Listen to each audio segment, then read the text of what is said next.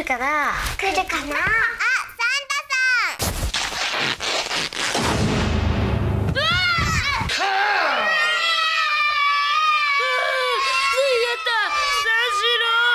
SegaSaturnShiro!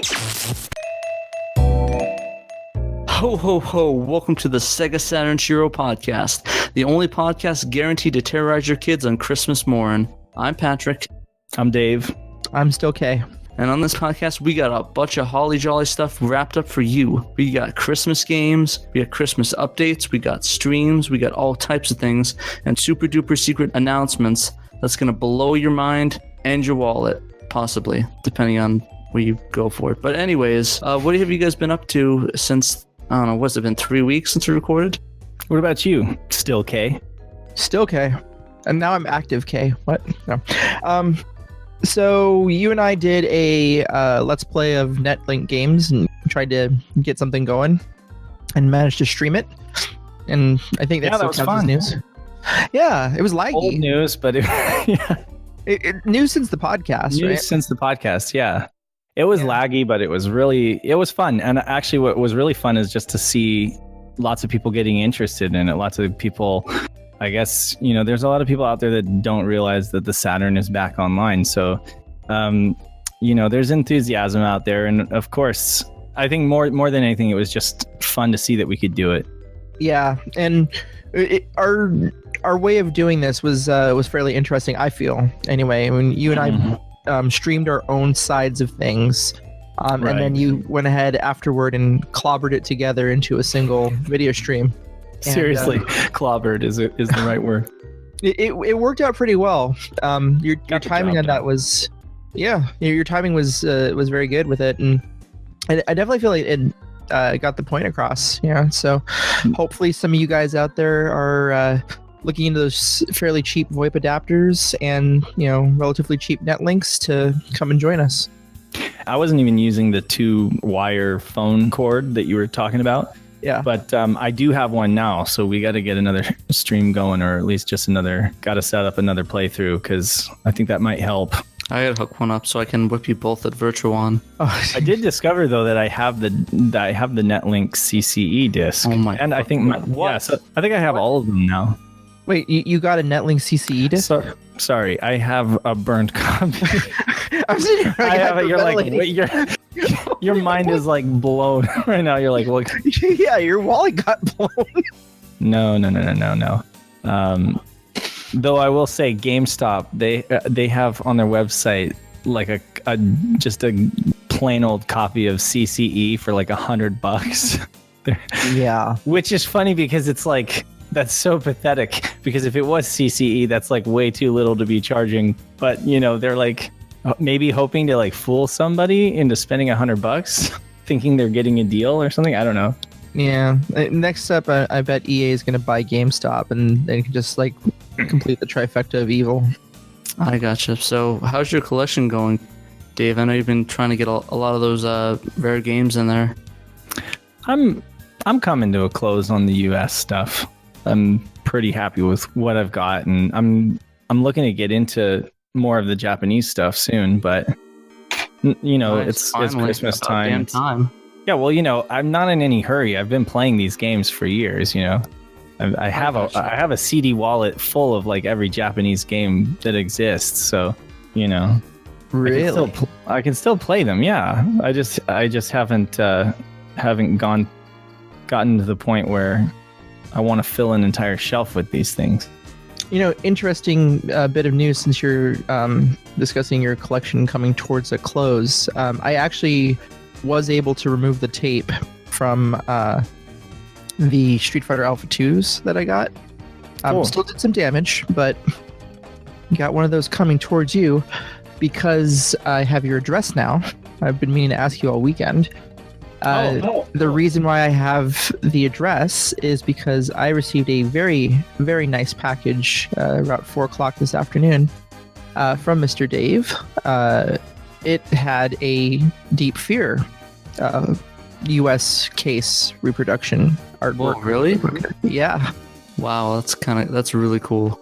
It is very nice. He had a really very kind written note there So I have to get on that because I got a package to send you with a couple of boards, Street Fighter Alpha 2 stuff, and so on and so forth. But good sir, thank you very much. You've made me smile today. No problem. Happy with that. And hopefully, right around the corner, have you heard the talk about limited run games doing some repro cases for the Saturn games? The long Wow, boxes? what a segue, Dave. Props onto that one. Well, I'm just thinking he's either got to butcher a copy of Madden, or if he waits a couple months, he might have an option. Or a couple, or a few, or 8 months. Yeah, that's the thing is I haven't. I mean, I know that it's confirmed. I just don't know how long it's going to take them. Funny enough, I was actually looking to MVS reproduction things because, as you guys know, I've been collecting a lot of MVS games, and that's been interesting because it's either pay $8 for a shock box, $25 for 5 reproduction kit boxes, or get these other boxes for $8. I'm just kind of happy that we have these options now. But I think once those cases are going to be really good. This Saturn case is going to be a really good option for people that don't want to butcher Maddens all the time. There's a lot of controversy though. Like I'm seeing a lot of people, like half of the people down the middle are like, make them distinguished, make them not look anything, or at least make them easily distinguishable from the real thing. Whereas the other half of people are like, well, it's just plastic. It's not. It's the artwork. That it's the IP. It's not like the plastic case that it came with. Just like CD jewel cases. And I'm kind of on that side of the fence where I'm like, no, I want them to be exactly like the original Saturn cases. So that they sit evenly on the shelf. And so that they're easily, so that artists like us can continue to make reproduction art for it, and it's a known thing, like the dimensions are all the same, that kind of thing. Yeah, and I think personally, I don't know about you guys, but as a collector standpoint, if somebody's like, I replaced the case, I'm not going to freak out like, it's not original anymore, I want like $50 off now. It's like, that's really cool, because I can't tell the difference between, I do the same with the Dreamcast games. I replaced all those, and I can't tell the difference. Yeah, the only thing from I know historic. I know the historical aspect is important to you, Pat, and the only thing I can imagine is like with companies like Acclaim that kind of went the cheap route and did those little like blister backings. I know that there's some, like myself included, I've gotten rid of all of those with my collection and used the Sega licensed the gray tray, like the hard plastic tray. Mm-hmm. And I guess you could argue from a historical aspect, if that's not how the game was released, then that's not technically how it should sit on the shelf. And I don't personally care about that, but I can respect that argument, I gotcha. Yeah, the argument, I kind of got into a discussion with a gentleman in the forums about that, where he wanted to see one more than just limited run games have been talking about doing this, and he had wanted to see some way of making it differentiated from original ones. And I see there's no point, because if you go and take a look at the Japanese market, you can replace most cases with your standard either single or double case, exactly, like CD case, and it's just a case. It's all it is generic. In the UK, you actually have the games were released on like between 2 or 3 different types of European cases. Exactly. And like that, it's just a mess over there. Mm-hmm. Our cases are universal in that they are the same kind of large jewel box cases, but they're not the same between like Sega CD cases, or have slightly different sized holes for the door. Yeah. And in the end, it's just like the only benefit I can see to having some sort of means of differentiating between an original and a reproduction case is that people will start trying to make claims that the original cases are going to be worth more, and therefore try to bump up the price on the games as a result of that. Which is just stupid. Right. Yeah. So I believe that the information in the threads and such from Limited Run saying that they are not going to make any difference in the case because they had to follow a patent. Sure. And I mean, it's a proven design too. I mean, as they're fragile, as we all know, so it's not a perfect design. But if they were to stray from that design, they could waste a lot of money doing, finding out that, injecting at a different point is going to create bigger stress issues down the road. So it's better to go with what we know, because at least we know that you handle them with some care. They're going to last. And I highly recommend getting some protective cases to go around at least the games that you value, Exactly. Have either of you guys purchased any of the reproduction foam? No, I don't know about Patrick, but I went to Home Depot and I got you can get a big roll of like foam for like, I don't know, weatherproofing your house, and I literally just went cut, and it fits right in there, and end of story. Weatherproofing your Saturn games. I mean, it's basically just foam, and I got that for a fraction of what I would have paid for a bunch of these little foam blocks and having them shipped to me. But yeah, but funny enough, yeah, I tried to do something like that with the MVS cases for the kit boxes.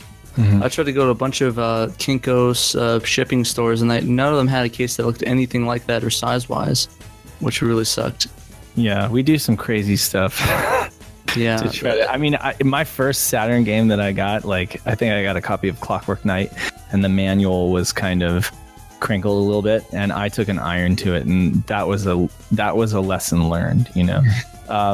People have asked, how do I get the creases out of manuals and stuff like that, and it turns out that paper, being an organic material, heat works. Heat does help to relax the fibers, but you also have to introduce some humidity as well, But what actually causes paper to crinkle is not the humidity. It's when it dries and all the humidity is sucked out of the paper. It dries permanently in whatever position that it was in. So if it's wavy, if the humidity causes it to get wavy, and then the humidity is sucked out and it becomes dry, it'll be frozen in that form.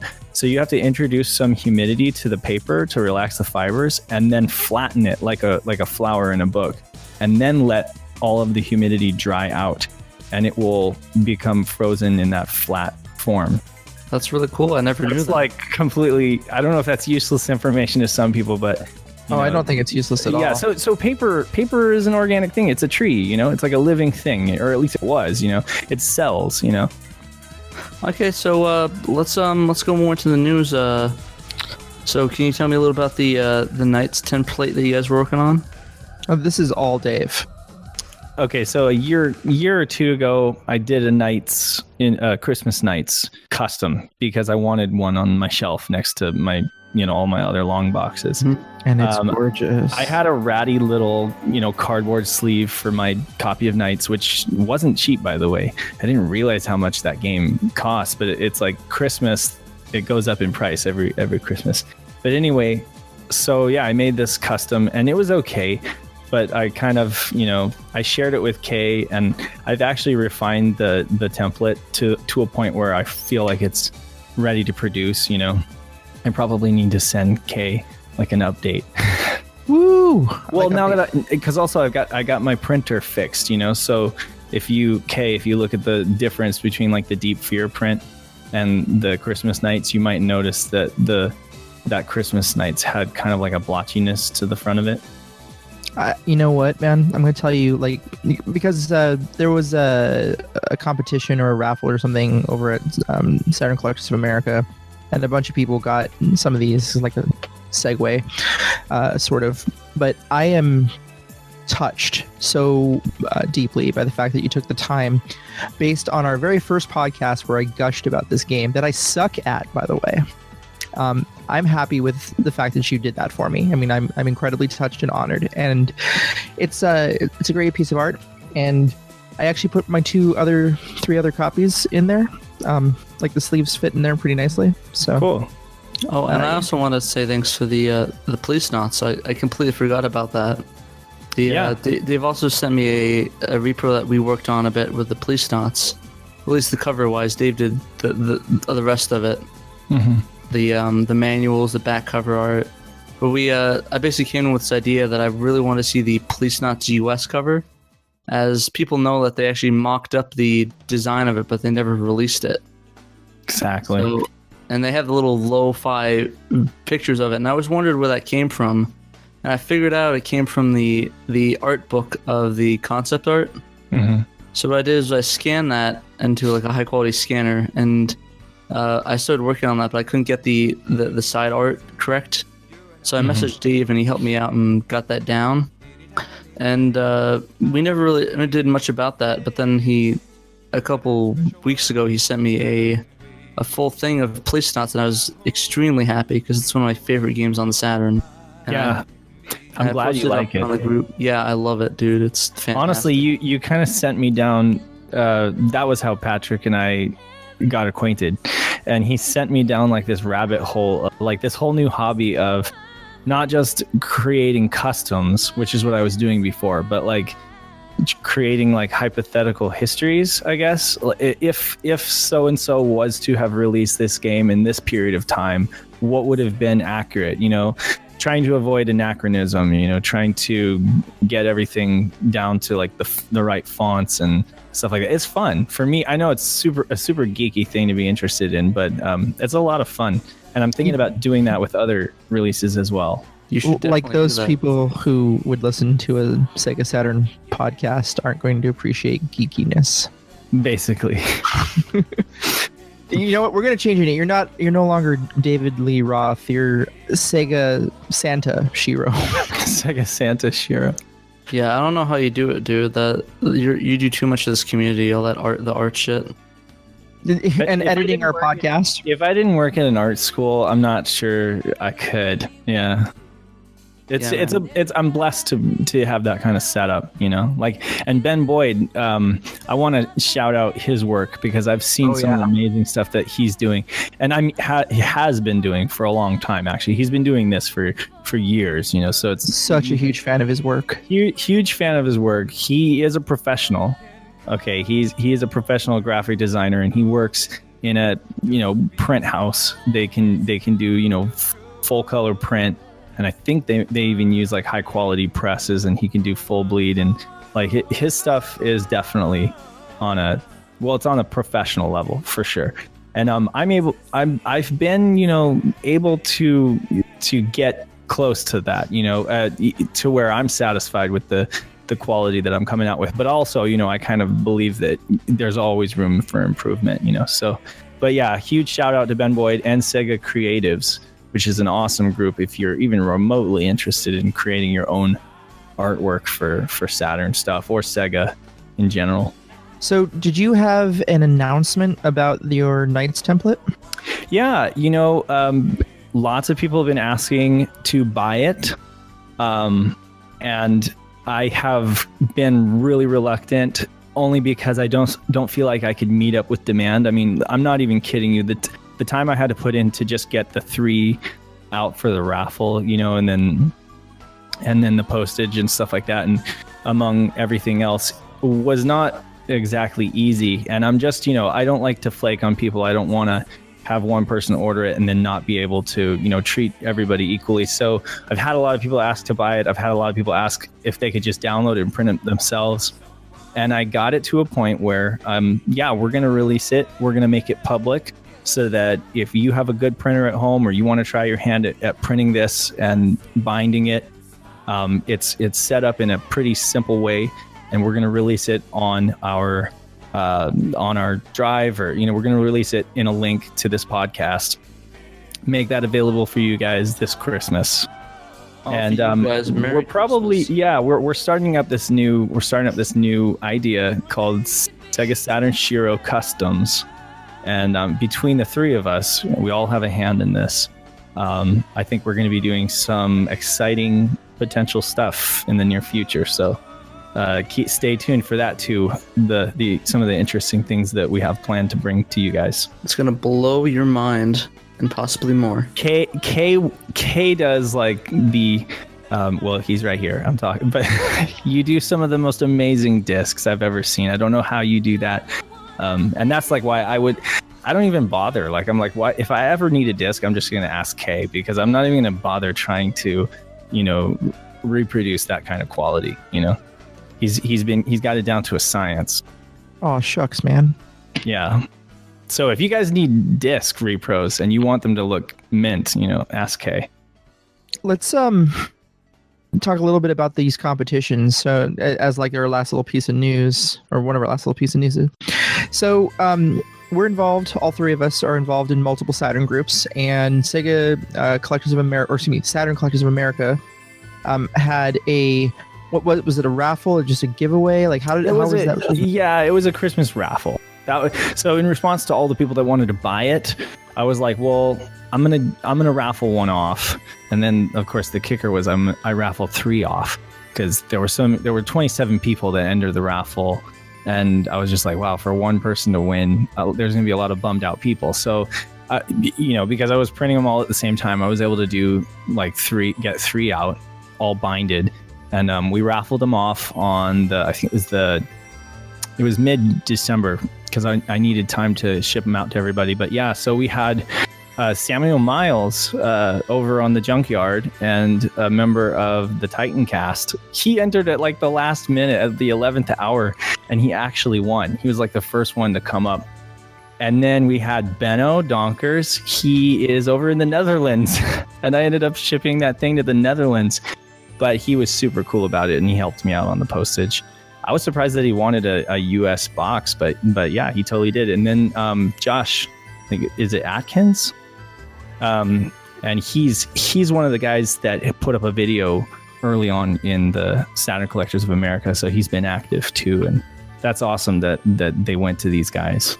It's awesome that you're engaged in the community and doing this, because you did that as part of like an official Sega Saturn Collectors of America thing, right? As your position as a moderator. I didn't do it on the Shiro page because I didn't know, like, because I moderate over on the Saturn Collectors of America, and I wanted to throw a little something Christmas their way, And Samuel, he joined the group so that he could be in that raffle. But we're just glad to have him, in both groups. So on the, go for it. Oh, I was just saying he's a really cool dude. He's always talking to us. He's always got that nice Southern accent. He's the Saturn gentleman, the Southern Saturn gentleman. SSG. So, speaking of the junkies, which is my pet name for the junkyard, and those of us who are in there. And you know what? If anyone at the junkyard finds that offensive, then please let me know. But I've not heard anything back from it. You find it offensive? Okay, well, F you, man. No, I'm just kidding. Thanks. Okay. Yeah, you're straight edge anyway. Well, they call us the Shiro boys. What, the Playboys? Is that what that means? Wow, no, the Must Playboy. Too much of an honor for me to even be remotely associated with. I'm like the opposite of a Playboy. Well, so just the junkyard in general. It's been mostly Simon, right? Who's been doing the playing competitions there, posting those up. Yeah, he's been the one posing he's been in charge of posting the challenges. So since the holiday season's come up, I've noticed a lot more holiday themed things going on over on that side. And the first one that they did was actually the Santa level. For SegaSaturnShiro Shinken Yugi, which is a relatively obscure game for North American players. Bunch of mini games based on Sega's very popular mascot, SegaSaturnShiro, part of our namesake. And he also did one for Christmas nights that's actually still ongoing as we speak, I believe. And just means of engaging the community and posting scores. And what I find awesome, like I really want to throw this to Pat. This past weekend, Pat ran a Christmas games stream. And can you talk a little bit about that? Yeah, so I decided that maybe it'd be a little bit fun to try a Christmas stream of just the games we're going to be talking on this podcast, mostly to give me an excuse to play them and try them out, actually.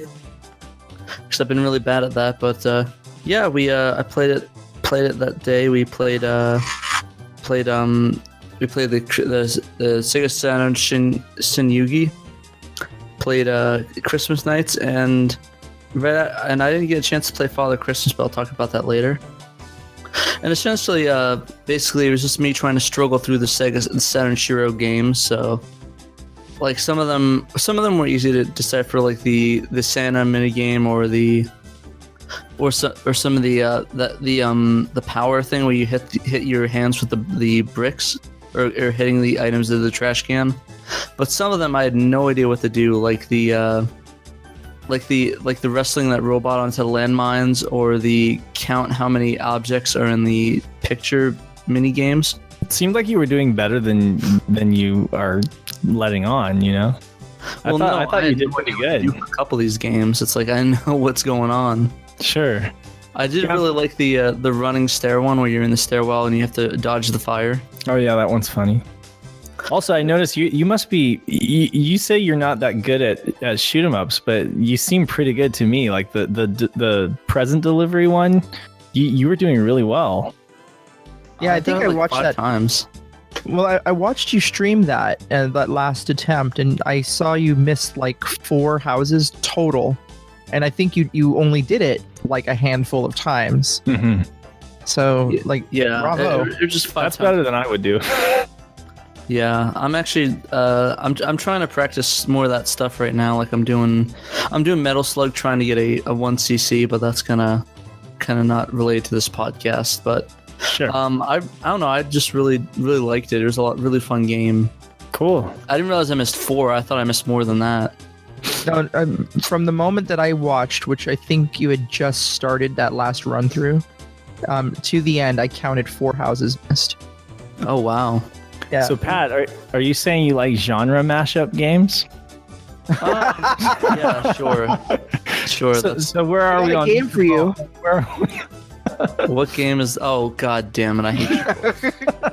Hook, line, and sinker, gentlemen. Hook, line, and sinker. God damn it. No, but anyways, after I got that, a bone to pick with you. Yeah. God damn it. So Sega Saturn was a Shiro lot of- podcast. We're Yeah. the only podcast where we can get away with really bad Mr. Bones puns. Please stop this now. So I continue on. If we don't have any more bone puns to make fun of me with, You know you have a boner for that game. yeah, totally. But No bones about it? Yeah, we done. Can I move on to Christmas Nights? Thank you. Well, don't we have an obscure game to talk about? Well, I mean, I want to talk. I've also Oh. played Christmas Nights. I did that after the cast. My apologies. Go for it. So I also decided to try Christmas Nights after I was done playing through the mini games, and I am not good at that game. I decided to, instead of using, I didn't have a 3D controller, so I used a Saturn Virtua Stick, which I think is about the second best you could probably use of that game, right? Yeah, you were saying you prefer that because it's easy left bumper at the same time. And I don't know what that would translate. Oh yeah, you got it. Well, you got I was it fucking up. to high score. You got to learn to air brake because you can stop on a dime and then you can go back to get stuff, or you can pull off a really quick para loop.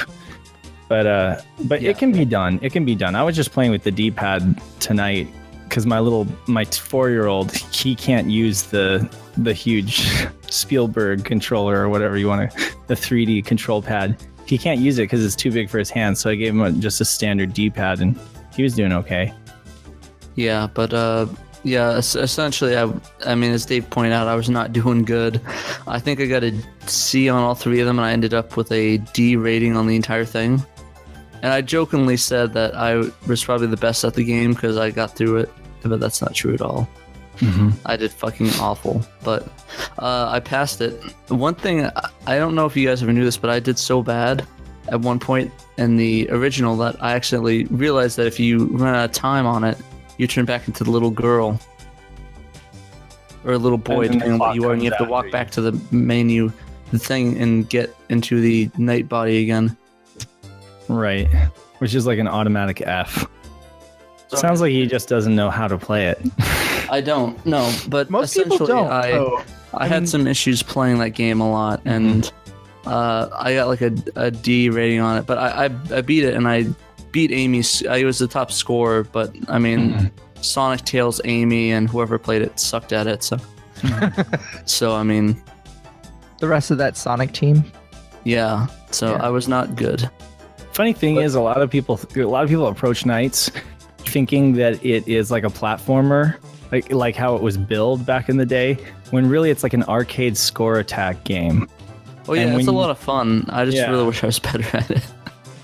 It's not, you could get A's easy. You wouldn't even have to do that many runs through the course. You could do like 3 or 4 runs through the course and just pick up all the chips. Basically, you just want to knock down the tree or the idea capture. You want to knock that down as quick as you can, and then just collect a bunch of gold chips and go through the course and just fly over the palace and just keep collecting as many chips as you can until the clock runs down, and then go back to the palace. You'll get an A. It's not hard. Cool. So I was always curious about that because I always just went straight to it after I see it. Yeah, use all the time you possibly can. Don't go back early because you're just So in nights or Christmas nights, you want to knock first thing, run through the course and get rid of the enemies on your way, because they're just gonna get in your way. When you're trying to make good time. Some people are really good at avoiding them, but I just get rid of the enemies and then I knock down the idea capture thing as quickly as I can. Then after that, everything you pick up, all the chips are gold and they're worth like a multiplier of points, and then also as you're going through the rings, you're racking up your multiplier through links. So you want to do those as well. And then you just want to pass over the top of the palace and just keep going through the course, and you get better and better, and it's like crack, it's addictive because you just get better and better, just like you would at like a shmup, vertical or horizontal I did not know shooter. this. Yeah, so then as the time's running out, you can really kind of like gauge whether, do I have enough time to go back one more time, or do I want to just like collect these chips and then run back to the palace as fast as I can and get in right under the gun, and then you'll get an A, almost guaranteed. Nice hot tips from the SegaSaturnShiro boys and how to play Christmas nights. Yeah. All right, so did we want to start talking about the rest of the games or other Christmas games, or did we just want to use this as the Christmas game since go into the mailbag and end it? Well, let's go ahead and do the Holly game / obscure game, and Okay, cool. So and let's guys, let's go talk about that. So we decided that we picked the Father Christmas. Is that correct? yeah.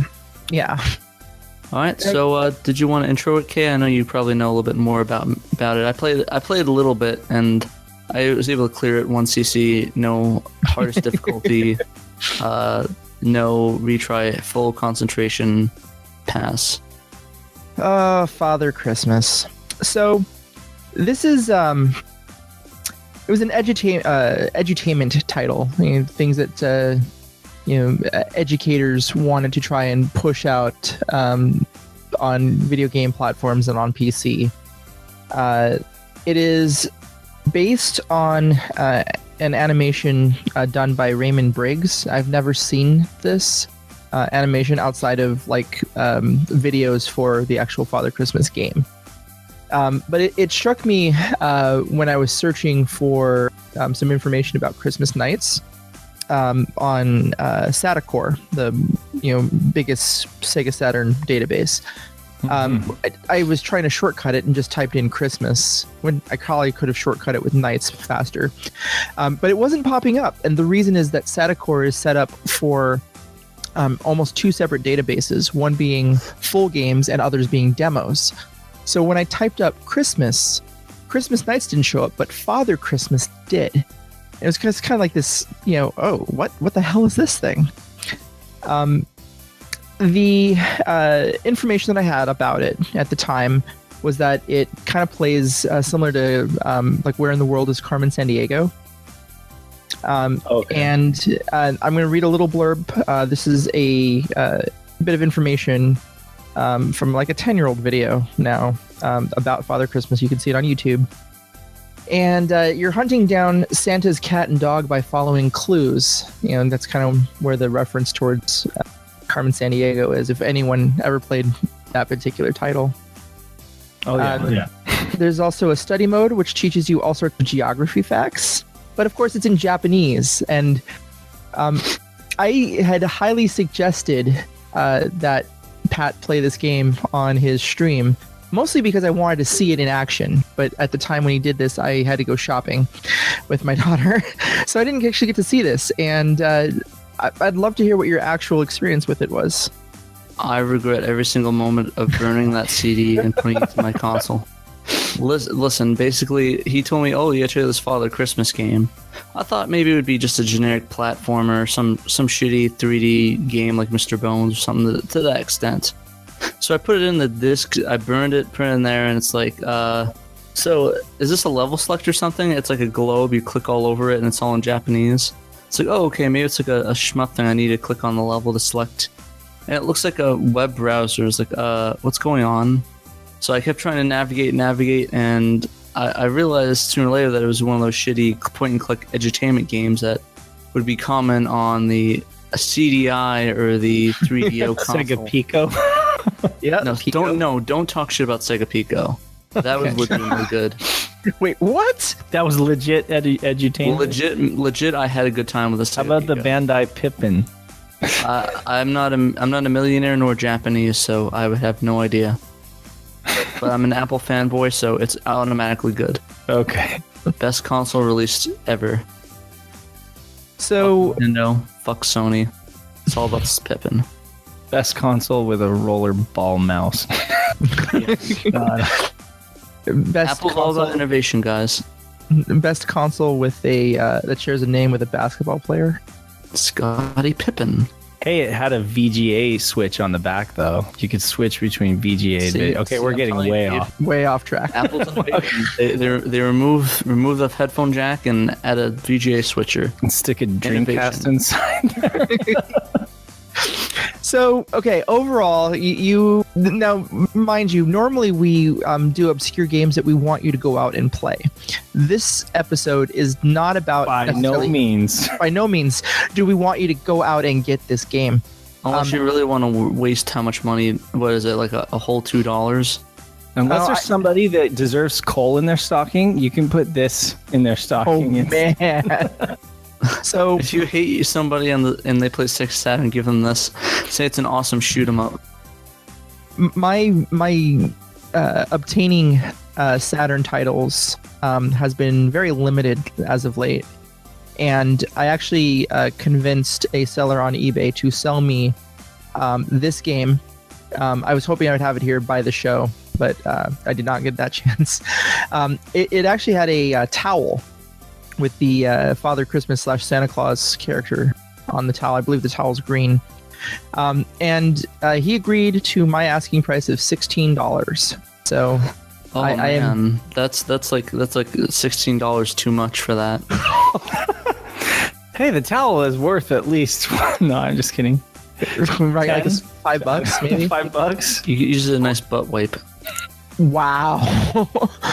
So, this being one of the very few holiday-themed actual full games for the Saturn, the other one being Christmas Nights, I felt it deserved a place in the library. And I found it, and it's on its way here, and I'm sure it's every bit as terrible as Pat says. I wasn't expecting too much out of this title at all. You can speedrun it pretty easily, though. Out of all the ones that we are talking about today, it's the only one I didn't own an original of, so I decided to go. Because we're talking about this, does that mean you're putting it up on Redump? Yes, and Merry Christmas to everyone. Nice little segue. All the games that we talk about tonight as being specifically Christmas themed were available at a murderofcrows.net/free Saturn. It's Christmas Nights. I think I have the Japanese version and the US version up there. Father Christmas, the redump. It's been in Redump's archives for maybe 5 years, so I would just be a re-verification. That's in there thanks to Fireball. And the other games we're going to talk about, SegaSaturnShiro, Shinken Yugi is up there. And I'm going to keep it up just through the holiday season, and those will go away. So if you have a means of playing backups and want to test these games out, Merry Christmas. They will not last long. Yeah, Merry Patrick, Christmas. just so you know, I've got, for all the crazy stuff that Kay sends me, I've got my laptop hooked up to my CRT with SSF on there, so I can just kind of test it out before I burn a disc. You ought to try that too. Listen, I'm gonna be honest. I trust Kay with my life at this point. Bad choice. Wow, no pressure there. Yeah. No pressure So there. if he says to burn something, I'm gonna do it. Except You Mr. know- Bones, I'm not that fucking stupid. So, okay, Father Christmas is our obscure game of the month. This does not mean go out and buy it. This does not mean go out and even play it. Watch the video and have a good laugh at my expense. So And, would you guys recommend playing it? Christ, no, not unless you speak Japanese. No. Not even if you speak Japanese. If you understand it fluently, don't play it. It's a Unless you really wanna- random. I mean, it's a random adaptation. How many other edutainment games do you think actually made it to the Saturn in any language? Crickets. I'm trying to think. I don't. To be we honest, could I don't think have of shit games in my library, so I wouldn't know. Ooh, Dems fighting herds. Listen, I'm not saying your library is shit, but I mean, some people have some really bad Saturn games. Not me. All killer, no filler. That's me. My collection's good besides the Evangelion games, which I can't play. But I'm an Evangelion fanboy. What can I tell you? Very nice. Actually, that's not true. I do have one bad game. I think Alone in the Dark, Jack is back, or whatever. Yeah, it's not a very good game. Don't you have Mr. Bones? That game is Hey. excellent, sir. Hey. Yes, and I'm proud of it. Damn straight. But, yeah. I'm outnumbered on this podcast. No, but for the lack of Christmas games on the Saturn, what it did have was the one Christmas game to rule all Christmas games. The one. The only. Yes, it's very true. This is very true. I mean, if there is a quintessential Christmas game, that I could think of, this is the embodiment of Christmas on a Yeah, CD. and that's all consoles. No, fuck, no. Do you know any Dreamcast Christmas games? Do you know any N64 Christmas games? No. Oh yeah, Only one to D2, rule man. all. D2 is my dream. D2 doesn't count. Hey, there's snow. before we get into any serious discussion about Christmas nights, I want to talk about the honorable mention Christmas game. Oh yeah. Probably no one really is going to want to play this either. So not Hey, I necessarily, will. not necessarily a recommendation. I liked this game. I'm in the minority because sometimes I like a crappy game. I find some charm in it. Mhm.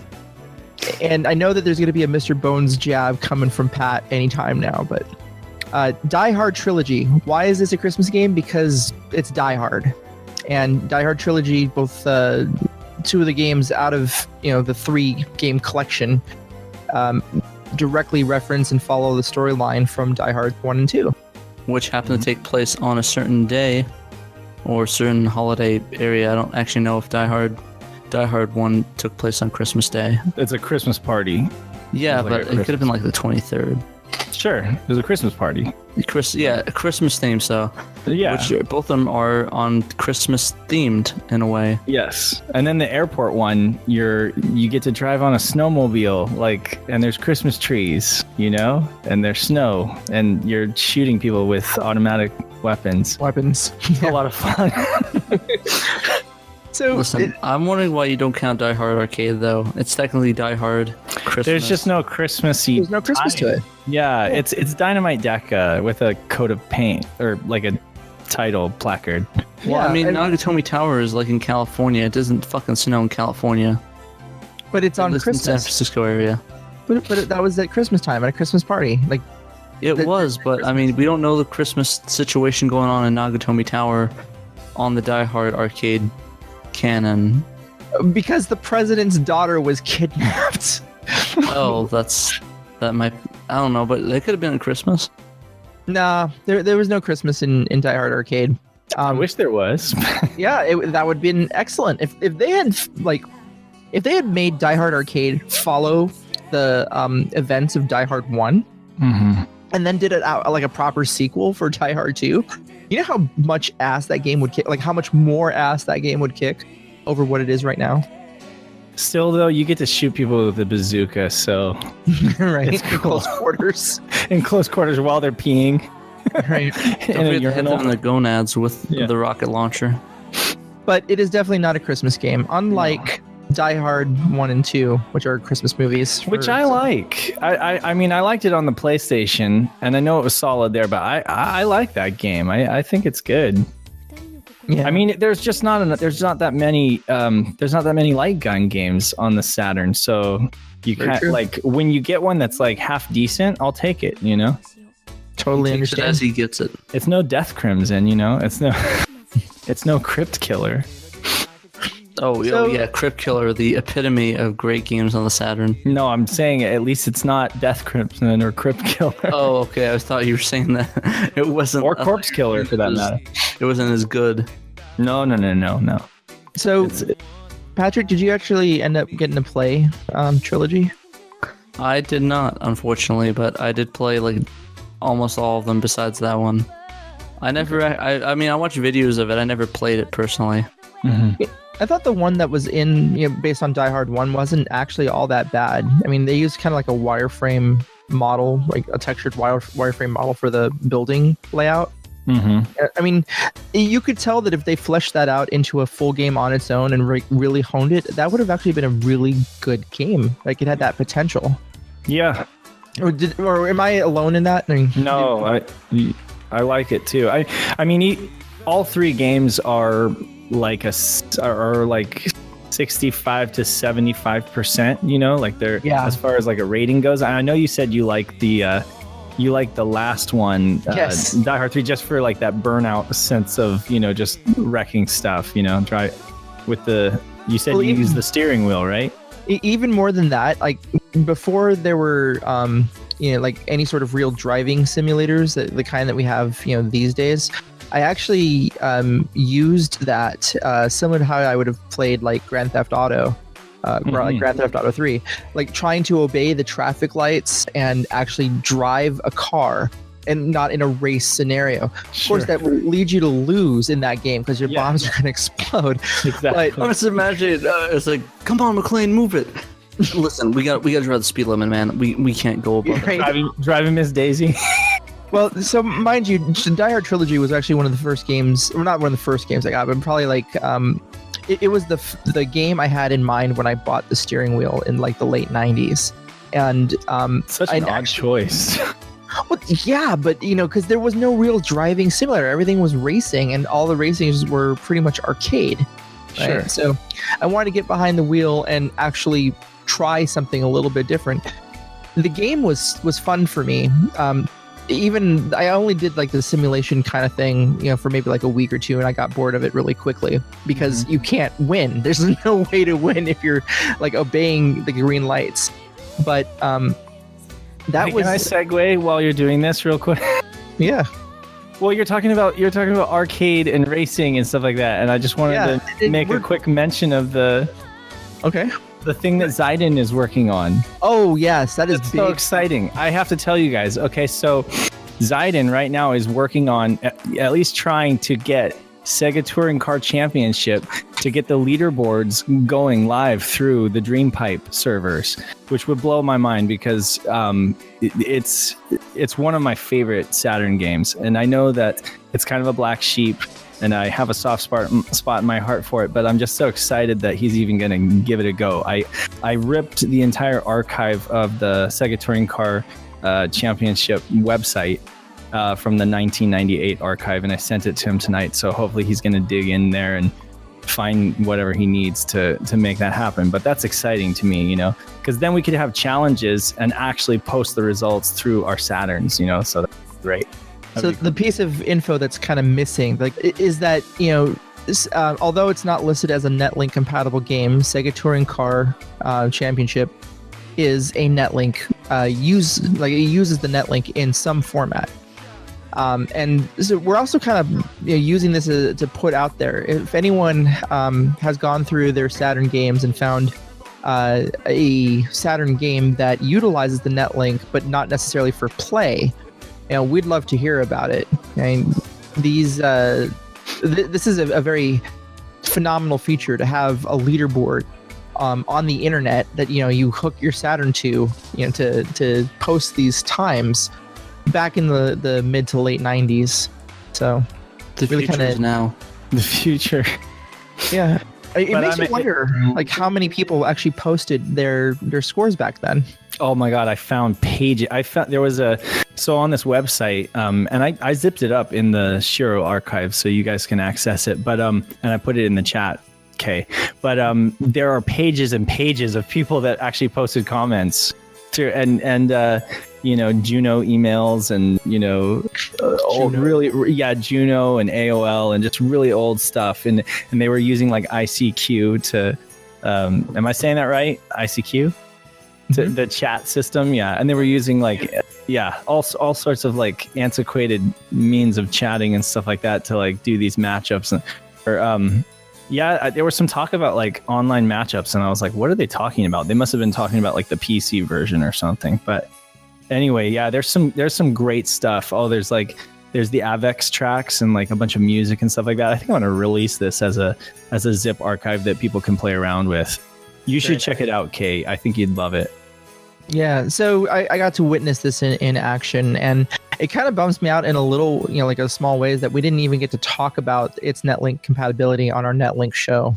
Yeah, well, the thing is, if you look at Wikia, Satakore, you look at Sega Retro, none of them make any mention of this game. And it just so happened that I like this game so much, I knew about this functionality. And I also knew what's also great about it, Patrick, is that it uses the internal system clock on the Saturn, and it knows where you are in different time zones and stuff. So if you're racing, so there is a way to actually match up against another opponent. It's by putting in a lap time, and then uploading it. And I think it would be it would go as like a ghost or something that they could race against. That makes sense. Yeah, so it's not synchronous, but the idea is that if you were racing against somebody from Japan and it was daytime, it would be like nighttime or something for them or something. It uses time zones pretty heavily. That's really cool. Yeah. Yeah. We have to revisit this, maybe on the Sports Games That Don't Suck show. But you mentioned how few games that are racers that aren't like arcadey, and Sega Touring Car is kind of like somewhere in the middle. Like you can totally go arcade with it, or you can really like tune the vehicles. Sure. So yeah, but cool. The other aspect of it is that like it's still essentially a racer. And I was trying to find, like, you ever play, not to get so far off topic. So sorry for that tangent. I'm sorry. No, that was a great piece of news that I forgot that we should have had in the beginning. But, so when I play Grand Theft Auto, like 3, I was blown away by this game. And yeah, it's not the most realistic simulation of driving ever. But the idea that you're driving around in city streets and people take notice to what you're doing and how you drive is actually kind of phenomenal to me. Exactly. And I wanted to see if there was some aspect of being able to get behind the wheel in a game like that. And I don't think there is. I kind of feel like out of all the games I've ever played that had any sort of driving aspect to it, the only one that would let you use a wheel is the Die Hard with a Vengeance game in Die Hard Trilogy. Huh. Yeah. But cool. Okay, so back to Christmas. We talked a little bit about SegaSaturnShiro. We talked a little bit about Die Hard Trilogy. We talked a little bit about Father Christmas, and we hope to never bring that up again. Let's get into the meat and potatoes. Christmas Nights. This is Dave's show. Yes. So as I was saying, Christmas Nights is the quintessential Christmas game. I think that a lot of people can agree that it really there isn't another Christmas game out there that is as Christmassy as Christmas Nights. And the funny thing is, there's some debate as to whether it's a game or a demo, because when it was released officially, it was a promotional sampler, the Christmas season of 1996. released to promote NiGHTS, and also just kind of as a gift from Sega to its loyal fan base in Japan, and then in the US and the UK. And I know it was distributed through as a free giveaway on the official Sega Saturn magazines. It was also, that's if you bought it from like your newsagent, or I think you could get it if you had a subscription to the magazine. And then they had it at Game in the UK, and they had it at Blockbuster in the United States. I think it was like if you rented 1 or 2 games, you got a free copy. So there were ways to get this game, but it's somewhat rare because it was a demo, because it wasn't an officially released game with hundreds of thousands of prints. There was a limited run to it, so it kind of holds a value these days, and that value seems to kind of bump every year right around the holidays, because people want to experience this game, and I know Kay, this is one that you have a very fond spot in your heart for, right? It's purely because of I love NiGHTS in general. We discussed that like way back in our first cast, but exactly. I picked this one over NiGHTS Into Dreams because of its bonus content. I consider it officially a demo, but I think that this is a more important game and a like significant title in the Saturn library, regardless of whether you're looking at just games or demos, samplers, etc. Purely because it was innovative at the time, and there's just so much content.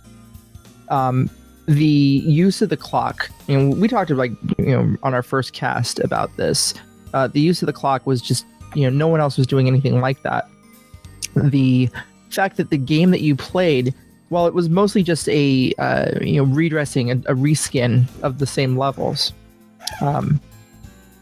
the fact that time and date had an effect on what you saw on the screen. I can't think of very many games that really did that. Based on it was revolutionary for its time. Yeah, for sure. Yeah, and it just all the presents that you could get, the unlockables, the different Easter eggs. It felt like a love letter to fans of NiGHTS Into Dreams. This was a thing that Sega started doing a lot, like as a signature thing. If you guys played PSO on the Dreamcast, in the lobby at Halloween, they'd have pumpkins, or Valentine's, they'd have hearts and stuff like that. So it's something that Sega started doing really heavily in a lot of their first party Sonic Team games. And I think it started here with Christmas Nights. They got that idea to do that. And it really is. I have so many great memories of that as a kid. And there's some, pieces of information out there, like the Easter egg about Sonic Into Dreams, that this was like his first 3D appearance.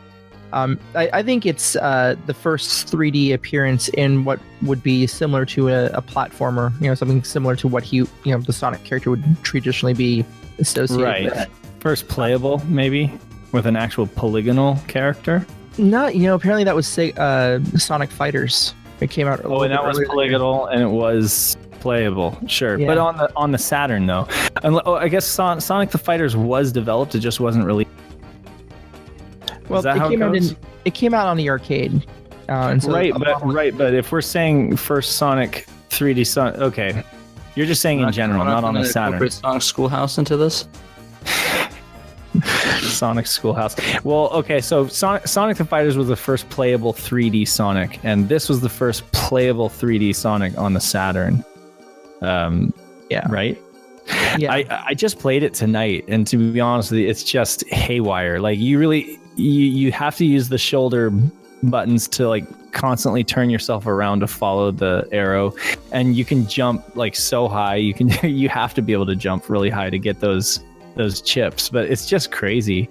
But there's no time limit, so you can really just kind of play around and do whatever you want, so it's kind of wacky, but it's fun. It just kind of adds like a third element to the game, another thing. Oh, go ahead.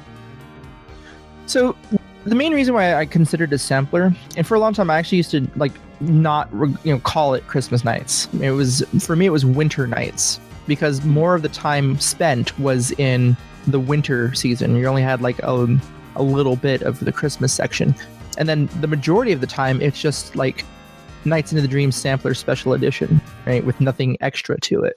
Right. But yeah, you were saying? Oh, well, some people on Simon over at the Junkyard, he issued the challenge to put up best course times or course scores. And there was a question that people were asking, like, it was just a foregone conclusion that Claris is the easier character to choose. And I think that it really just boils down to the fact that most people pick her because she's the first option, and then they get used to that course. And it turns out that Elliot's course is a different course, and it's actually an exclusive version of Spring Valley. Am I saying Spring Valley? Is it Spring Valley? I'm having a brain fart right now. Yeah, so it's an exclusive path or course for Spring Valley. But the thing with Elliot's course is, I was just playing it tonight to kind of refresh my memory, and the path is narrower. Like the ceilings and the hill, the mountains, they kind of are. You're just kind of boxed in a little tighter. So the course is a little tighter to maneuver in. But there's way more chips to collect. So you could, if you play as Elliot's character, you could technically rack up a huge score because there's just so much more chips to collect. Whereas Claris's is just a clearer path straight through, but there's not as many collectibles, So that's the thing. If people are, if they get a feel for Claris's, I would highly recommend to try Elliot's course, because I think it was a little more fun, to be honest with you. Did we want to cover game modes or anything like that, or? Sure, let's talk about the game modes really quickly, and we'll just transition to the mailbag. So also, the game, it has, a few different game modes that it offers, and these are, all based on the time of the year that the samplers played, like Kay was talking about. There's winter nights and Christmas nights, and there's New Year's, where if you play it on New Year's Day, there's a different title screen and a song. Time changes through the year. I'll just run through these really quick. You got on Christmas, Santa Claus will appear. New Year's Day, the message says Happy New Year. On Valentine's, some hearts will appear. April Fools, the player gets to play as Riala instead of Knights, so that's cool. So be sure to set your clock to April Fools. And then also the holiday season, the snow can change depending on what time of day that you play. So that's really cool too. And there's a bunch of time stuff that I'm not really going to go into. You can look it up on Sega Retro or Wikipedia. Time effects, things like lunar eclipse or northern lights and stuff like that. But also, like Kay was talking about, just the depth of content that this game has in the form of presents that you can unlock through like a card matching game.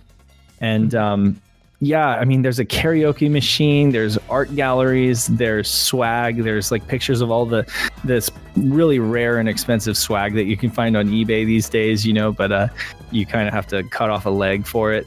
And then there's also... Oh, go ahead.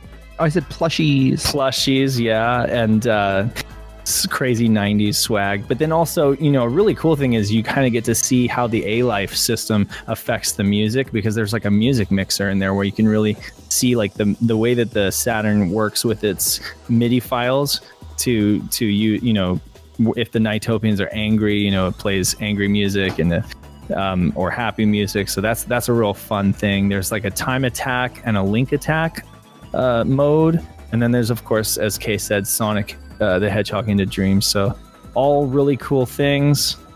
Also, the PlayStation 2 version also had Christmas nights baked in, and there was also like a Halloween costume included in the Mystic Forest bonus level or something. It's this game for me. This should have been part of Nights and Dreams, or they should have fleshed it out. And we talked a lot about this game on our first cast, but we did. I feel it's worth reiterating. this is not a game that's, restricted to the Saturn any longer. So even if you don't pick it up from the downloads or purchase one off of eBay, it's worth noting, like, you can get it on Xbox Live Arcade on either the Xbox One or the Xbox 360. And I want to say it was given away during November. If you were like an Xbox Live Gold member, you got that game for free. Cool. And it's like the full revamped version of Knights that also includes Knights as part of the package. Another small tidbit that I wanted to touch on before we move on to feedback is that this is one of the few samplers that has a variant. And the variant is the sticker on the sleeve, not actually the disc or the sleeve itself, but it came in two ways. One with the sticker that said Happy Holidays from Sega, and one without that sticker, for the US version anyway. Cool. Well, Patrick, you want to bring us over to the mailbag side? Sure. So basically, we asked everybody what their experience was with Christmas Nights and a little story, maybe some history about it, and we got a couple of responses and a lot of interesting ones. You guys want to take turns reading these, or how do you want to do this? We can take turns. How many do we got? How many people we got? We've got about five really good ones, I think. Cool. I'll start off. Yeah, with Mr. James McMahon. Yeah, James writes, I purchased the Saturn on May 11th date, and while it had several strong titles, I remember the hype was all about PlayStation's 3D capabilities. Nearly half a year after launch, with no Sonic in sight, I remember starting to hear rumblings about Sonic Team's answer to the Saturn's 3D question, a game that would push the Saturn to its limits and offer 3D gameplay experience like no other. Right when I was able, I placed the pre-order at Best Buy for Nights into Dreams, and I was rewarded in July of 1996 with a spectacular and entertaining showcase, along with a cool Nights pillow cover and an awesome 3D control pad. I noticed in one of the flyers I got with the game, a nondescript teaser stating Christmas in July, with limited, if any, additional information. I didn't think much of it at the time, but a few months later, Sega announced a special Christmas edition with the purchase of select magazines, or for free rental at Blockbuster Video. The game was to feature the special time and date-based features along with several hidden unlockables. I remember how excited I was when I finally saw the copy of Next Generation magazine sitting on the shelf with the disc tucked neatly in its little sleeve behind it. I purchased the copy of the magazine and played the hell out of the game throughout November and December, then pulling it out for each of the other holidays and special occasions during the next year, or cheating and forwarding my Saturn's clock to unlock or see other cool special features. It was also thrilling to see Sonic's first true 3D appearance, debated, on the Saturn when I unlocked the Sonic Into Dreams bonus. Many people forget or are completely unaware that Christmas Nights was released a full 7 months before Sonic Jam, so there had never been a 3D appearance of our faithful Sonic the Hedgehog before on any platform. Christmas Nights was such a fantastic concept, a completely free bonus with so much cool content. It really made me a diehard Sega fan feel special. Cool. That's a great write-up, James. I agree, and we've of course discussed Sonic's appearance on the Fighters, but it really was for many of us. Yeah, for many of us who didn't know about Sonic the Fighters back then because it was like a Japanese thing. I think that for all of us, it was pretty cool to see Sonic in 3D. Kay, do you want to read Peter's? Oh, okay. So Peter Malik wrote, I have so many memories and stories to share regarding the Saturn in general, so I'll probably make a video like David Lee did at some point. Okay. Taking inspiration, right? Knights is my favorite game of all time, and I have a million stories related to just this game, which I would love to share as well. But for now, I'll share a neat one about Christmas Nights. Up here in Canada, sorry, I threw that in. I was aware of Christmas Nights when it was current. It was all over the game magazines at the time. but the demo discs, including Christmas Nights, were not included with the mags in Canada at all. So I wasn't able to get a copy. This was before the time of online buying and such, so I thought I was out of luck. Folks at work were aware how badly I yearned for this game, and one guy said that his buddy had a copy and could mail it to him to give to me for only $50. That was a ton back then, especially for a disc that was given away for basically free. But I just had to have it, so I paid the $50 and waited and waited. The post must be slow. I haven't checked my mail, and so on. Eventually he got it, but he accidentally dropped it and it shattered. BS. I said I still wanted to get the broken disc from him. He quit the next day. Turns out he was a crackhead and there was no Christmas Nights. He just wanted the money for his next hit. And I was too naive and wanted the game too badly to see the obvious. Eventually the local retro game store owner, with whom I had a great relationship, hunted it down for me for a fraction of what the crack boy wanted. I ended up getting it in early 1997 and have been loving it ever since. Oh my god, that is a great story. Wow, that is insane. Like, I mean, he really wanted that game. I like how the guy, the crack guy, just quit just for $50. For $50, man. Man, that's fucking stupid. Wow. But do you want to read Josh's? People on drugs don't really think right. Yeah, Pat, you want to read Josh? Sure. Yeah, but that was a killer story. It was a cool story, man. All right, so Mr. Josh Atkins. I honestly can't remember how I got a copy of Christmas Nights. I remember it was some kind of promo and thinking that Sega was the coolest company ever for giving it to us, though. Did it come in a game magazine? Anyways, I remember the internal clock trick and messing with my Saturn's clock to make it different, and having so much fun observing the small differences in the game. Like the Santa outfits and the jingle bells during December, and the changing title screen on New Year's Day. That was the coolest thing ever to me back then, and made me think the Saturn was a wholly new, intelligent machine. It kind of makes me wonder if we had the Saturn on at like 11:50, on New Year's Eve, and played through, if it would change on its own when it checked the clock next at the title screen, or if you have to turn it off and turn it back on to do it. Because I've actually never done that specific test. It all depends on when the check's done. We'd have to get internal.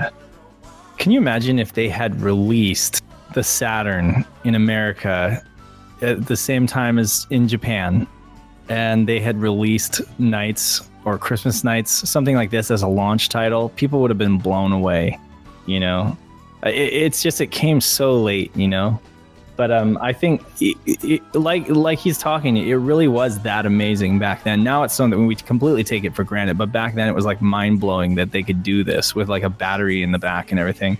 Even like the onboard saves, were just amazing, because the PlayStation, you had to go out and buy like a $25 memory card or something like that. Whereas here you could just save straight to your console the day that you bought it on launch. So it just makes me wonder. I'm going to read Matt's. Matt Santulano, hope I'm not butchering that. Matt Santulano writes, Christmas Nights holds a special place in my heart. I didn't get a Saturn until around 2002. I was a manager at a Game Crazy. And one day while I was picking up some games from another store, I noticed that they had one in.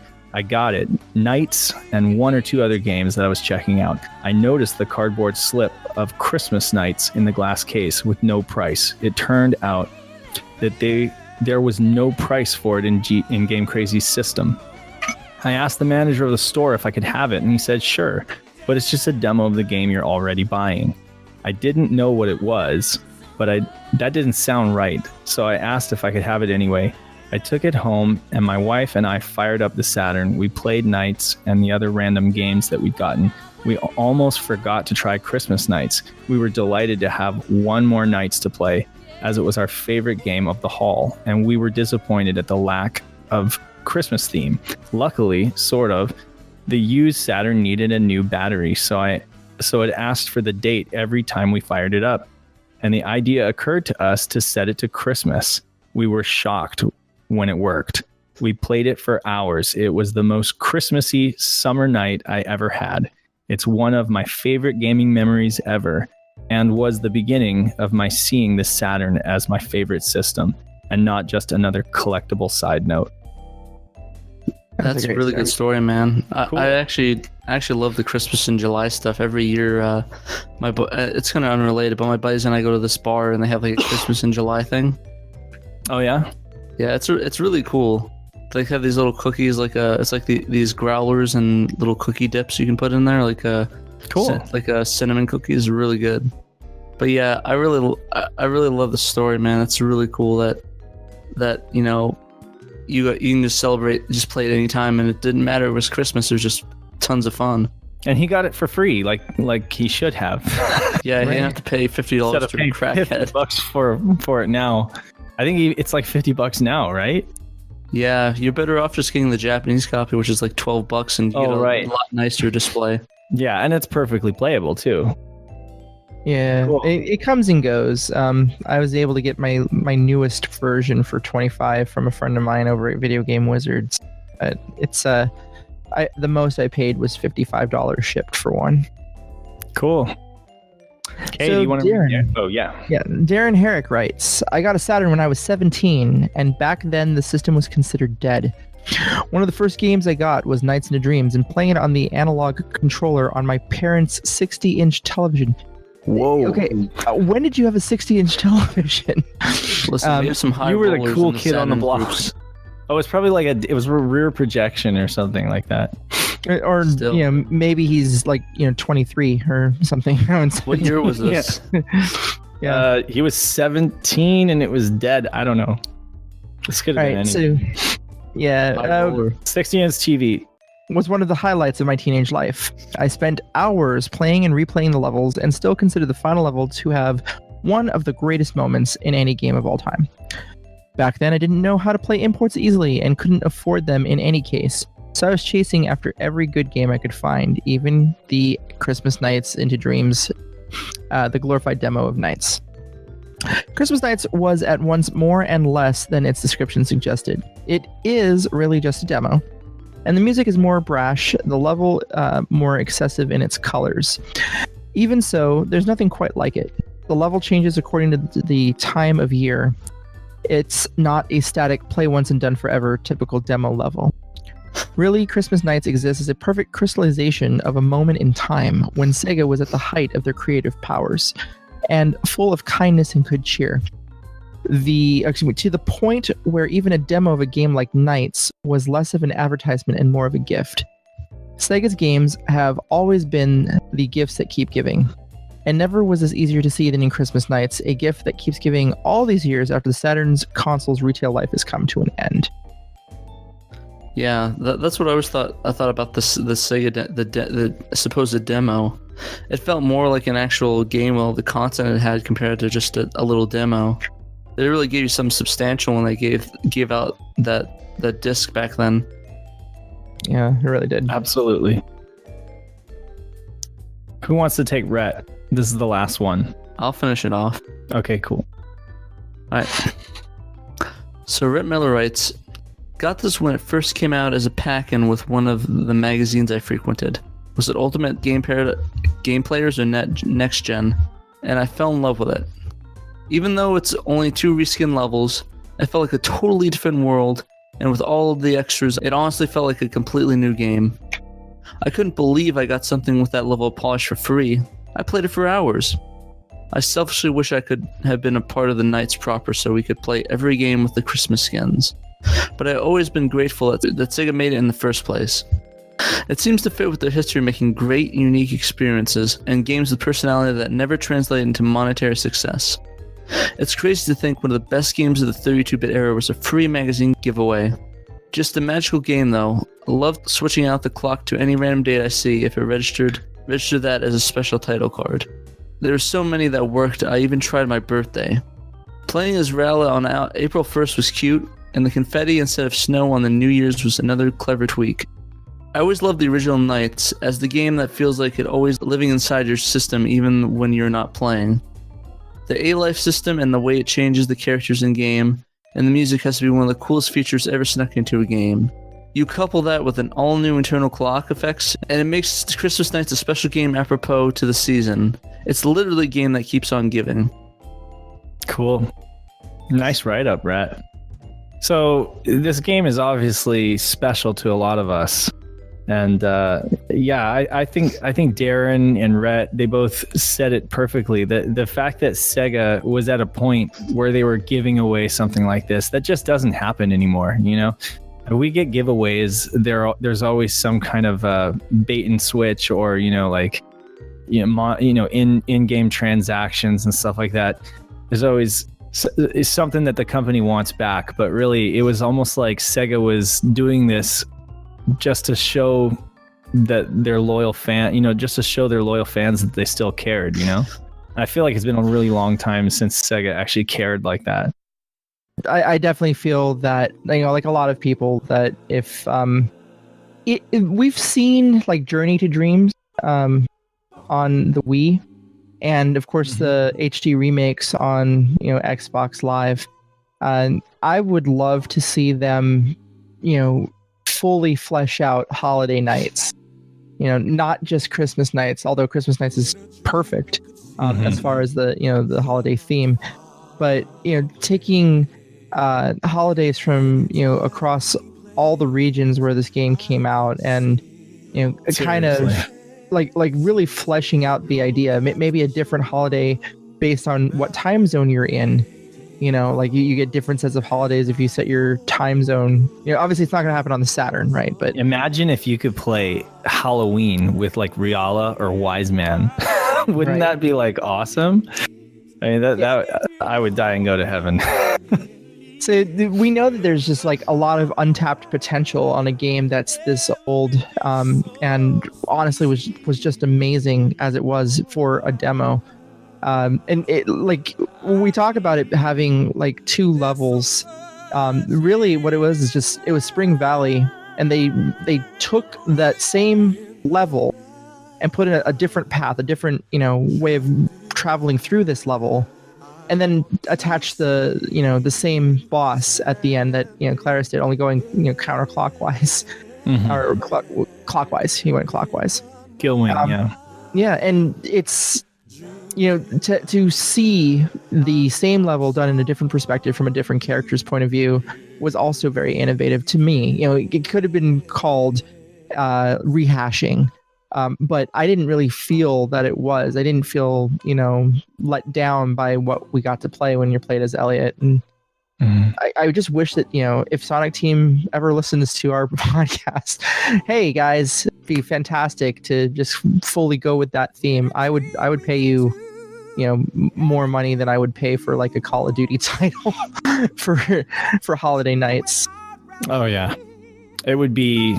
That's a must own for me.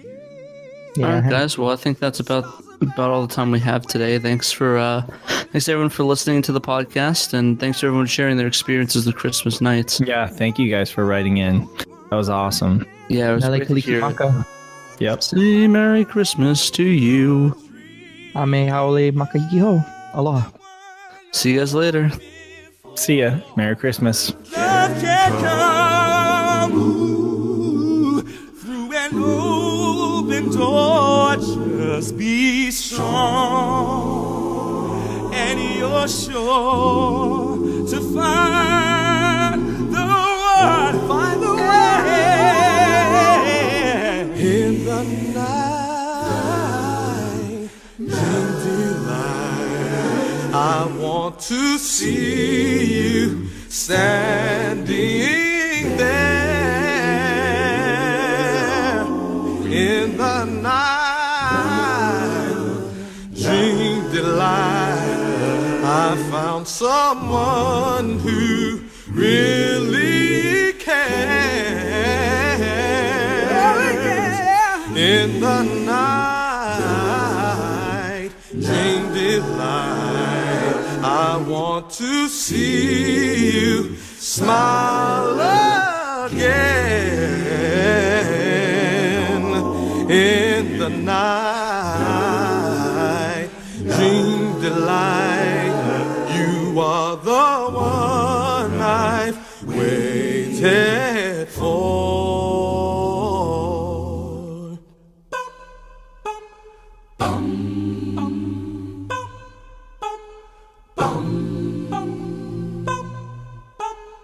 Bum,